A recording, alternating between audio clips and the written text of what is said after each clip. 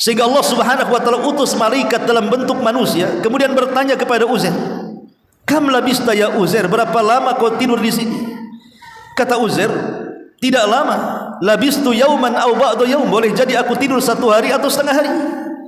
Maka malaikat ini mengatakan, "Bal labista mi'ata amin, bahkan engkau sudah tidur 1 abad wahai Uzair." Uzair kaget. 1 abad? Iya, 1 abad. Akhirnya Uzair pun melihat makanannya tidak ada yang berubah, minumannya tidak ada yang berubah. Harusnya yang namanya tidur 1 abad tentu akan merusak makanannya, akan merusak minumannya, tapi makanan dan minumannya tidak rusak sama sekali. Cuman ketika melihat keledainya baru dia sadar, karena hanya tinggal tulang belulangnya saja. Mana pula keledai diikat 100 tahun, apa enggak mati itu? Siapa yang kasih makan? Akhirnya tinggal tulang belulangnya itu, baru dia sadar kalau dia tidur selama itu. Di sini Allah Subhanahu wa taala ingin buktikan kekuasaannya. Kalau dia mampu menghidupkan kembali kota yang mati, sebagaimana dia pun mampu menghidupkan keledai yang mati. Maka kemudian Allah perlihatkan bagaimana di hadapan Uzair keledai yang mati itu dirangkai kembali. Tiba-tiba tulangnya terangkai, entah dari mana dagingnya kemudian datang, kemudian melekat di tulangnya, kemudian bulu-bulunya tumbuh sampai ditiupkan roh. Tiba-tiba keledai berteriak seolah-olah kiamat akan bangkit. Dari situ sadar bahwa Allah itu atas segala sesuatu maha mampu. Maka Uzair pun kemudian menunggangi keledainya, kemudian menuju Baitul Maqdis. Teramat sangat kaget, rupanya kota yang dulunya mati menjadi kota yang hidup kembali, penuh dengan manusia, bangunan-bangunannya kembali lagi, aktivitasnya normal, dan begitu seterusnya. Sampai akhirnya Uzair pun ingin pulang ke desanya. Dia pulang ke desanya karena sudah lama ditinggalkan semenjak jadi tawanan perang oleh Bukhtun Nasr dan dijadikan budak di Babylon ini. Ketika dia pulang ke kampungnya, yang namanya Uzair sudah ditidurkan 100 tahun, dan 100 tahun tidak terhitung bagi Allah Subhanahu wa taala. Artinya kondisi Uzair itu tetap seperti usia 40 tahun. Masih ganteng, masih muda, dan yang 100 tahun tidur itu tidak pengaruh kepada fisiknya. Jadi dia pulang. Lah dulu Uzair itu punya jariyah, budak wanita usianya 10 tahun. Secara hitungan berarti sekarang usia budak itu sudah 110 tahun, kan begitu? Lebih tua dibandingkan Uzair. Ketika kemudian datang ke rumahnya, rupanya ada nenek yang buta. Kemudian ditanya, "Siapa kamu?" Kata nenek ini, "Saya Fulanah bintu Fulanah." Maka Uzair mengatakan, "Saya adalah Uzair." Nenek ini enggak percaya dan mengatakan, "Kalau engkau Uzair itu rajulun mujabu da'wah. Dia orang yang kalau berdoa kepada Allah Subhanahu wa taala mustajab doanya. Kalau engkau Uzair, berdoalah kepada Allah, usap kedua mataku agar Allah sembuhkan keduanya."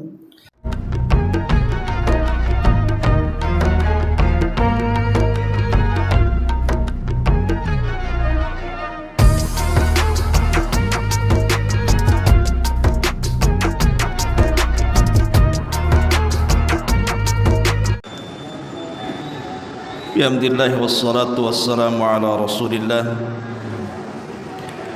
wa ala alihi wa sahbihi wa mawalah wa la hawla wa la quwata illa billahi wa ba'd. Kita lanjutkan kembali kajian kita, masih membahas qasasul Quran, kisah-kisah di dalam Al-Quran. Malam ini kita akan membahas surah Al-Baqarah ayat 259.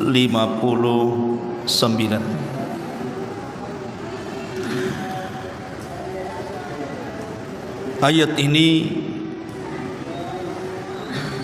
menjelaskan kepada kita satu kisah dari kisah-kisah Bani Israel, di mana ada satu sosok di zaman Bani Israel yang sosok ini kemudian dipertuhankan oleh orang-orang Yahudi, bahkan dianggap anak daripada Tuhan menurut keyakinan orang Yahudi. Kisah ini disebut kisah Uzair. di mana Uzair ini pernah ditidurkan oleh Allah Subhanahu wa taala 1 abad lamanya.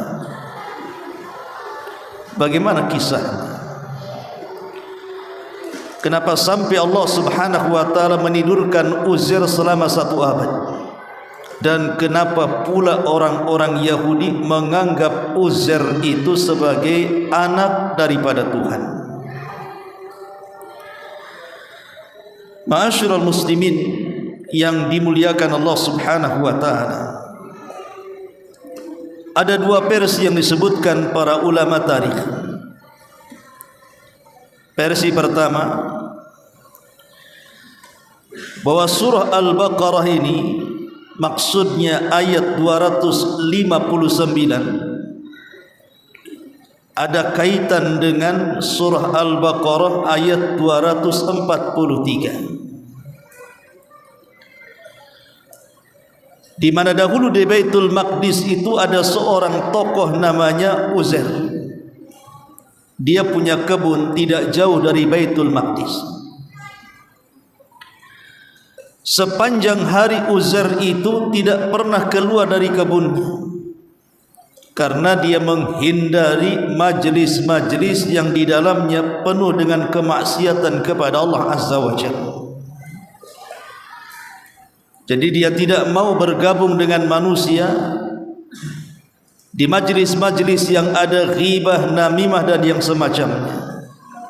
Jadi dia hanya fokus berada di kebunnya saja, dan dia beribadah kepada Allah Subhanahu wa taala di kebunnya tersebut sampai pada waktunya Allah Subhanahu wa taala menurunkan wabah yang disebut dengan taun, sehingga ribuan manusia di Baitul Maqdis mati gara-gara taun ini. Dan yang selamat mereka keluar dari Baitul Maqdis menghindar dari penyakit taun ini. Tapi masalahnya, orang-orang yang menghindar dari Baitul Maqdis pun tidak luput dari kematian. Memang mereka tidak terkena wabah taun kemudian meninggal, tetapi meninggal dengan sebab yang lainnya. Itulah yang disebutkan dalam kaidah al-hadharu la yamna'ul qadar.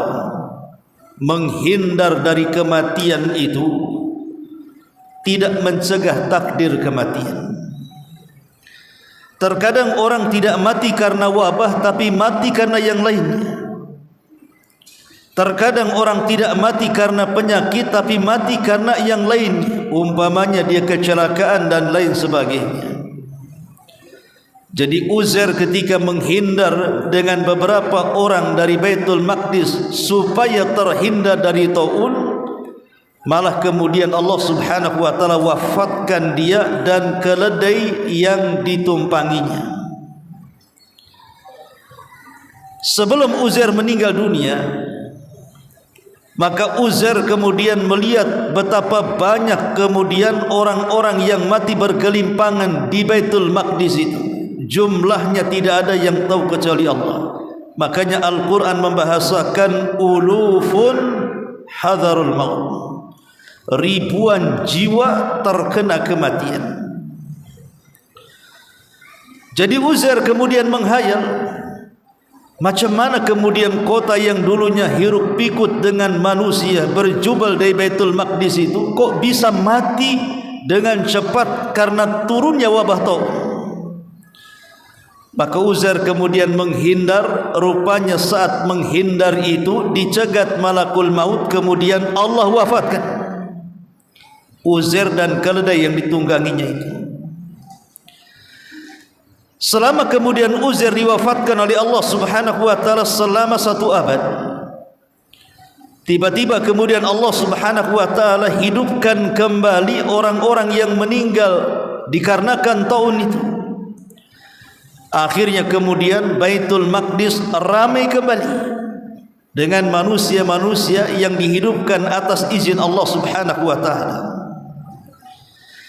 Setelah kemudian Uzair pun 100 tahun diwafatkan atau ditidurkan oleh Allah, kemudian Allah bangunkan dia.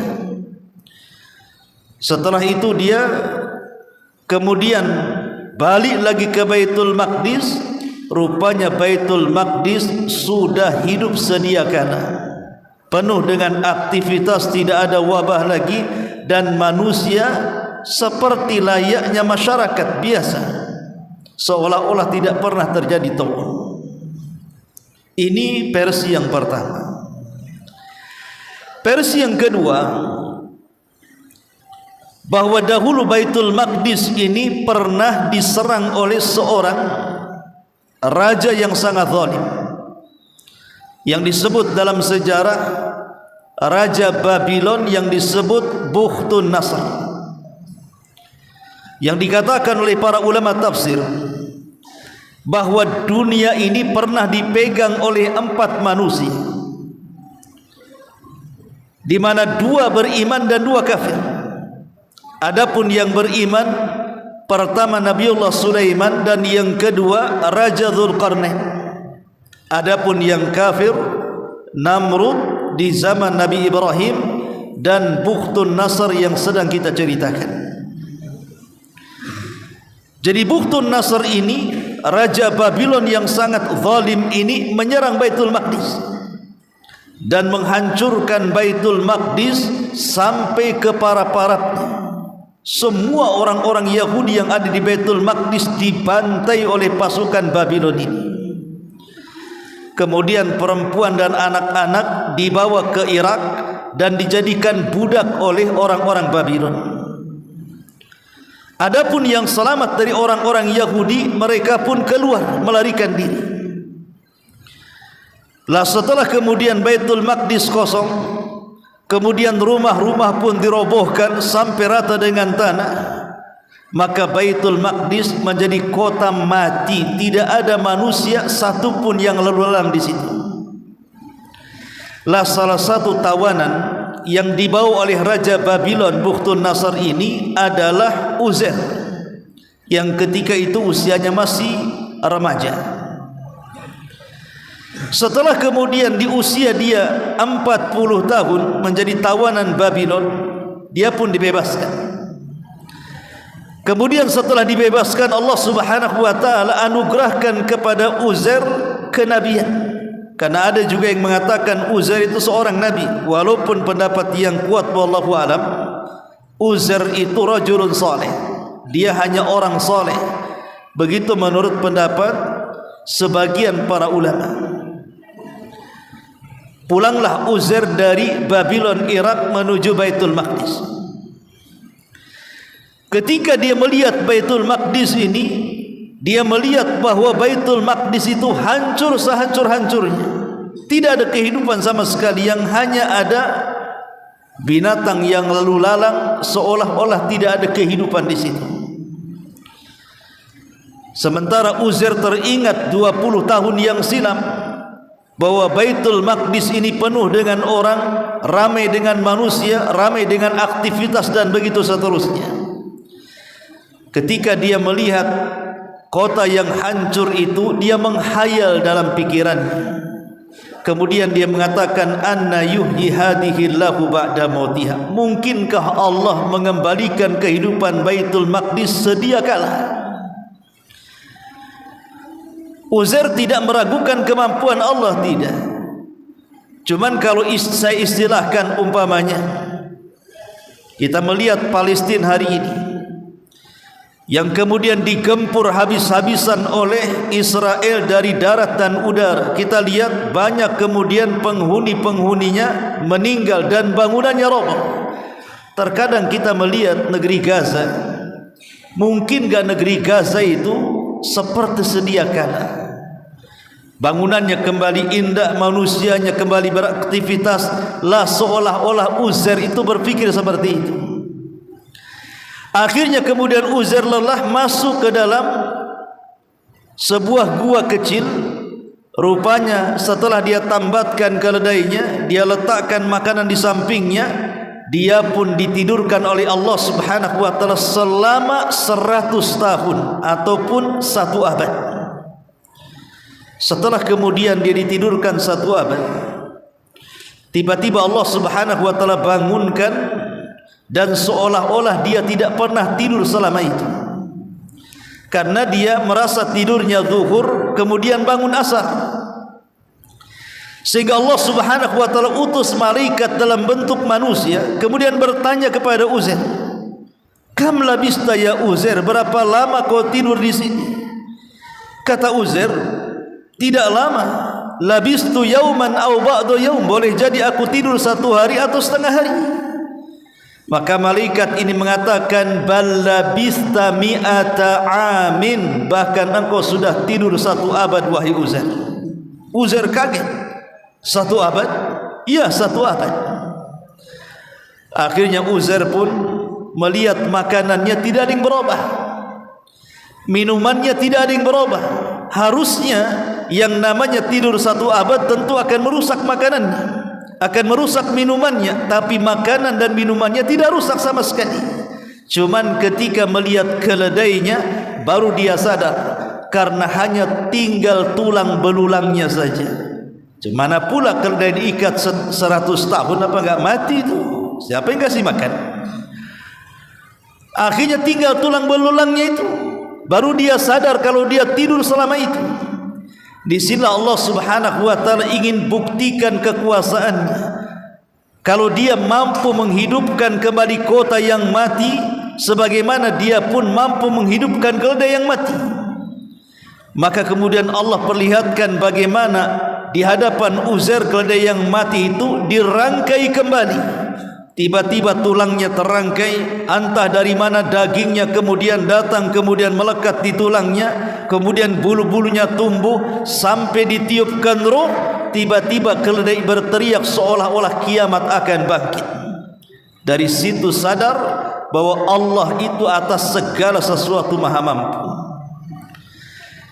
Maka Uzair pun kemudian menunggangi keledainya, kemudian menuju Baitul Maqdis. Teramat sangat kaget, rupanya kota yang dulunya mati menjadi kota yang hidup kembali, penuh dengan manusia, bangunan-bangunannya kembali lagi, aktivitasnya normal, dan begitu seterusnya. Sampai akhirnya Uzair pun ingin pulang ke desanya.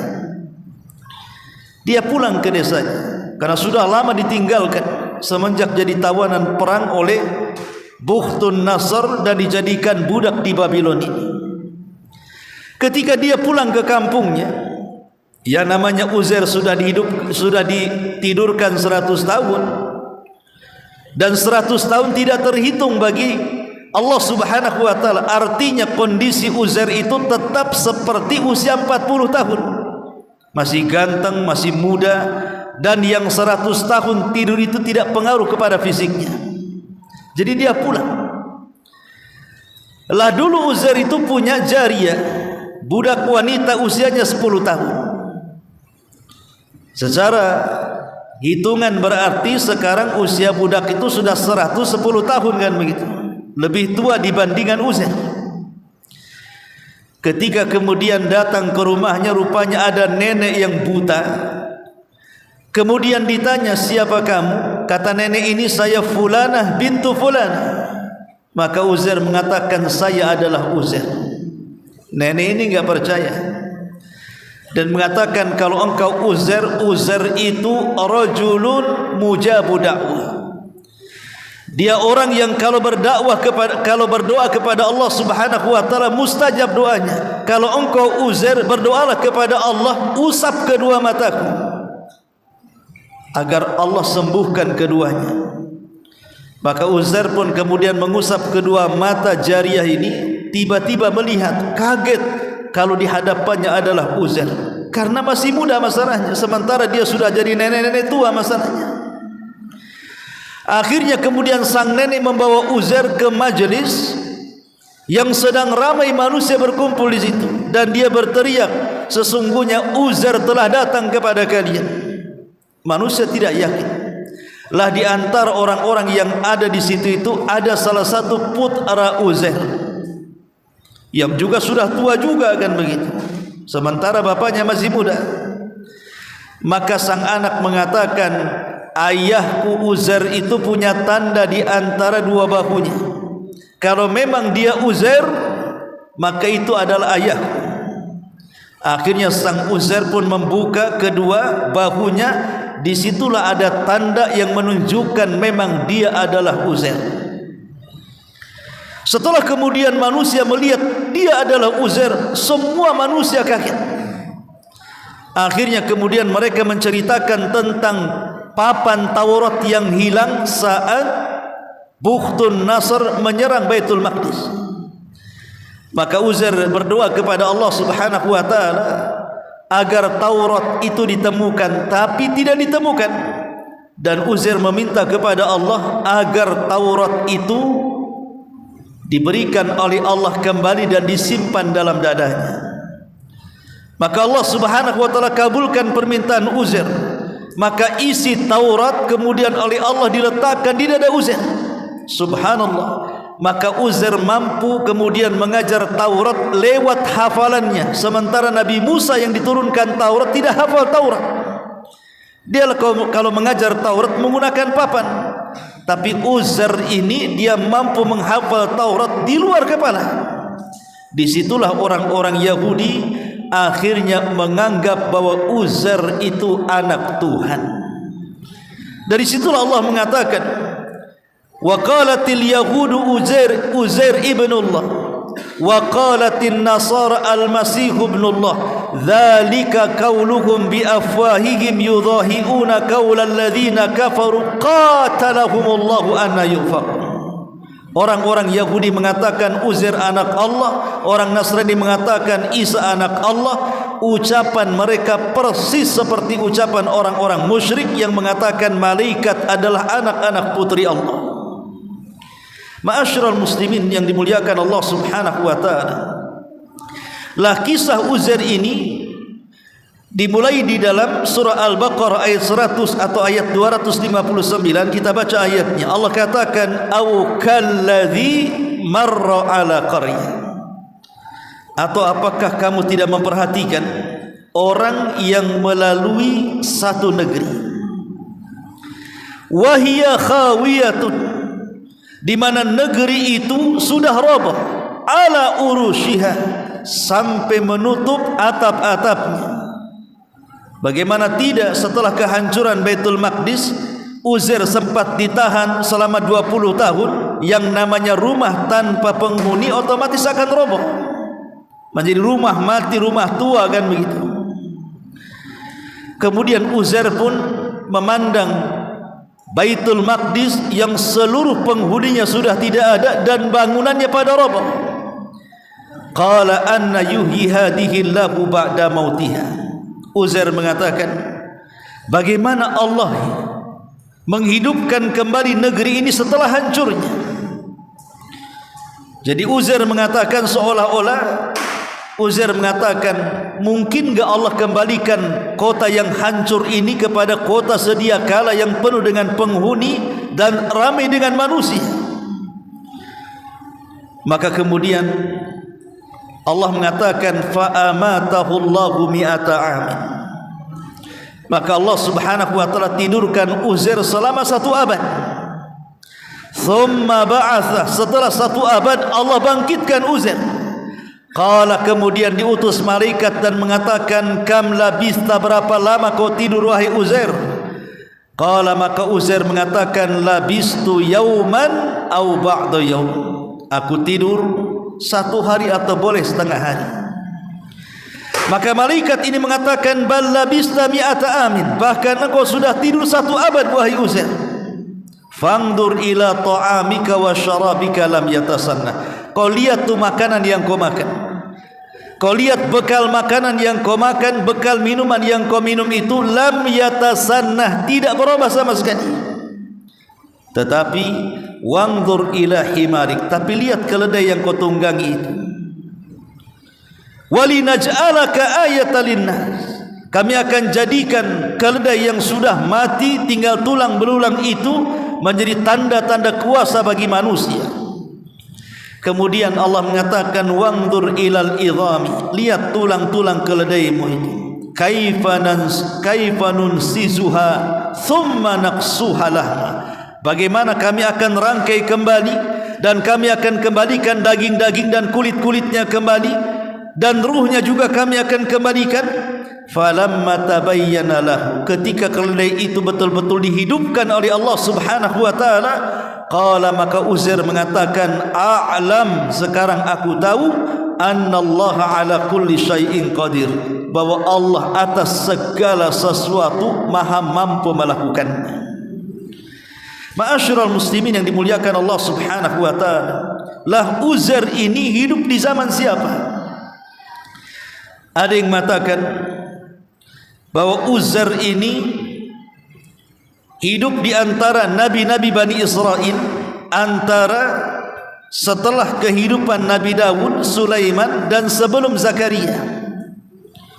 Jadi di tengah-tengah antara Nabi Daud dan di Sulaiman dan diutusnya Nabi Allah Zakaria, Uzair itu di tengah-tengahnya. Di situlah Allah Subhanahu wa taala utus Uzair kepada Bani Israel.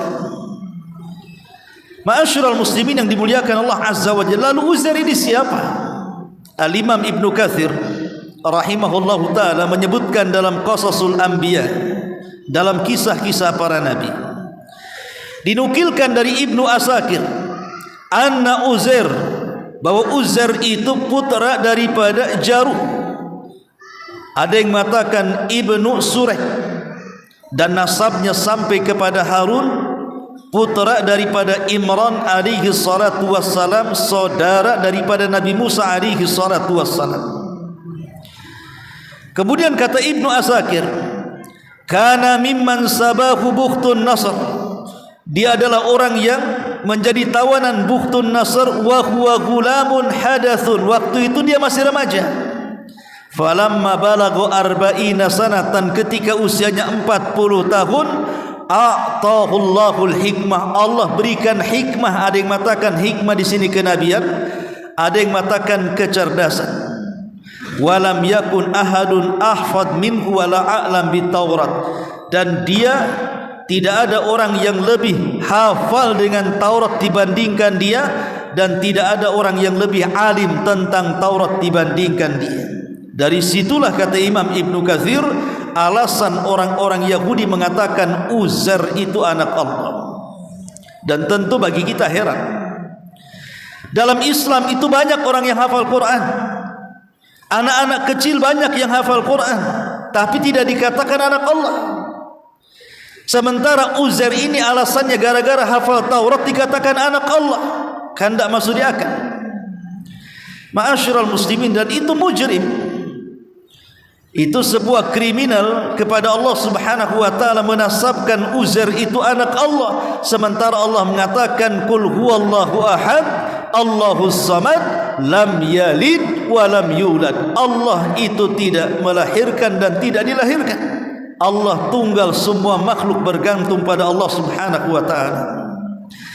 Ma'asyiral muslimin yang dimuliakan Allah Azza wa Jalla, setelah kemudian Uzair kembali ke tengah-tengah Bani Israel dan mengajarkan Taurat kepada mereka, akhirnya Allah Subhanahu wa taala wafatkan Uzair, kata Imam Ibnu Katsir, maka dia dikuburkan di Damaskus.